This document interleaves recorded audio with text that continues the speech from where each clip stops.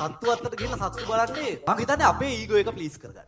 අපි මාරයි කියලා හිතාගන්න. අපි ගිහිල්ලා සත්තු දිහා බලාගෙන අපේ හිතේ පතුලෙම වැඩ කරන හැඟීම තමයි අපි නම් ඉතින් සිවිලයිස් වුණා. මුන්ට බැරි වුණානේ.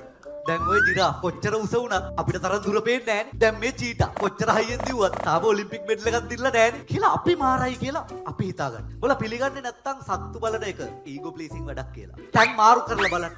උඹලා හිතන්නේ අපිව කූඩුවක දාලා සත්තු අත්තක තියලා තිබ්බොත් සත්තු එයිද පෙළ ගැහිගෙන අපිව බලන්න. කොටි එහෙම එයිද කොටි පැටවුම කටින් උස්සගෙන ඇවිල්ලා මෙන්න පුතේ මිනිස්සයා. අර මේ පැත්තේ කොනේ ඉන්නේ පිරිමි මිනිස්සයා, අර පැත්තේ කොනේ ඉන්නේ ගෑනු මිනිස්සයා. දැන් මේ පිරිමි මිනිස්සයා ඉගෙනගෙන රස්සාවක් හොයාගෙන දේවල් දොරවල් හදාගෙන යාන වාහන අරගෙන සමාජ පිළිගැනීම හදාගෙන ධනිස් ගෙවෙනකන් අර ගෑනු මිනිස්සයාගේ පස්සෙන් ගිහිල්ලා එයාගේ කැමැත්ත හම්බුනොත් ඔන්න ඒගොල්ලෝ මේට් කරලා පැටවු දානවා. කියලා කොටියා තමන්ගේ කොටි පැටියට මනුස්ස කූඩුව පෙන්නලා කියලා දෙනකොට සමහර විට අර පිරිමි මිනිස්සයා කියලා පෙන්නන එක අර කූරු නවන්න හදනවලු බලපැනලා. බලනකොට මේ කවුද යකෝ කිව්වේ මම පිරිමි මිනිස්සෙක් කියලා I recognize myself as a woman.